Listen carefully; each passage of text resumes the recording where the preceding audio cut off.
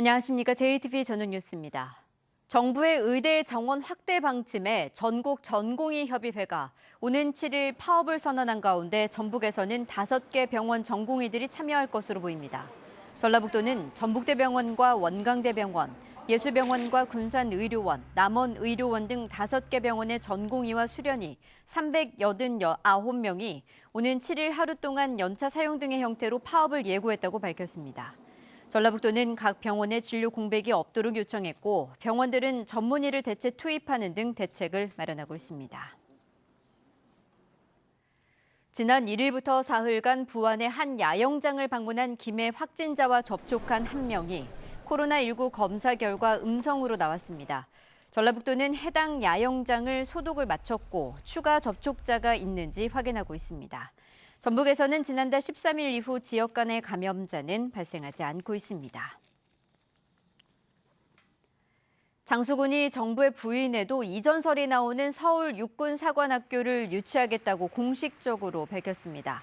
장수군은 4천 명의 인구 증가 등 효과가 크다면서 유치 추진위 구성과 타당성 용역 등 육사 유치에 나서겠다고 말했습니다.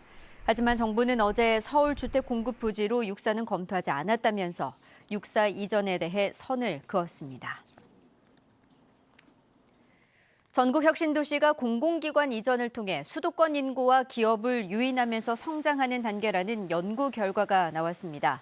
국토연구원은 국토정책 브리핑을 통해 전북 93% 등 전국 10개 혁신도시의 인구가 계획 대비 76%로 혁신도시가 지난 2013년부터 5년간 수도권 인구를 끌어들였고 1,700여 개 기업을 유치해 지역 산업구조의 경쟁력을 높이는 데 기여했다고 밝혔습니다.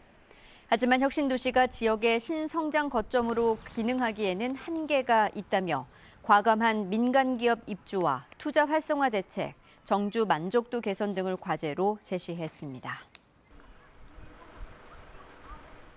내년도 유치원과 초등학교의 교사와 특수교사 선발 인원이 2020학년도보다 75명 줄어듭니다. 전북교육청은 초등학교 교사는 2020학년도와 같은 86명을 선발하지만 유치원 교사는 30명이 줄어든 50명을 선발한다고 공고했습니다. 또한 유치원과 초등학교의 특수교사 선발 인원은 10명으로 45명이 감소했습니다. 정원율 익산시장에 이어 유기상 고창군수도 민생당을 탈당할 것으로 확인됐습니다. 민생당은 지난달 유기상 고창군수가 탈당함에 따라 도내 국회의원은 물론 자치단체장도 전무한 상황이 됐습니다.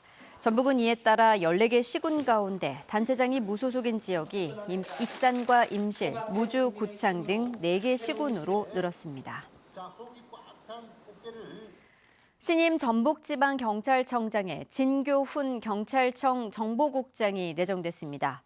전주 출신인 진교훈 내정자는 경찰대를 졸업한 뒤 정읍경찰서장과 경찰청 기획조정과장, 전북지방경찰청 제1부장 등을 지냈습니다. 조용식 현 전북지방경찰청장은 공로연수에 들어갔습니다. 전북은행이 집중호우로 피해를 입은 기업을 위해 500억 원 규모의 금융 지원에 나섭니다. 전북은행은 호우 피해 기업에 1억 원까지 새로 대출해주고 기존 대출금의 만기를 연장해주거나 금리를 최고 1%포인트 깎아주기로 했습니다. 지원을 바라는 기업은 행정기관에서 피해 사실 확인서를 받아 내면됩니다. 남원 임실 순창에 호우주의보가 내려진 가운데 정읍 56, 부안 41.8, 전주 8.5mm의 비가 내렸습니다. 비는 모레까지 내렸다 그쳤다를 반복하며 50에서 100mm, 많은 곳은 150mm 이상 내리겠습니다. 엿새째 전북 전역에 폭염주의보가 내려진 가운데 오늘 밤에도 진안, 장수, 임실 이외 지역에는 열대야가 예상됩니다. 내일은 낮 기온이 26도에서 29도로 오늘보다 2, 3도가량 낮겠으며 모레는 30도를 밑돌아 더위는 잠시 주춤할 것으로 보입니다.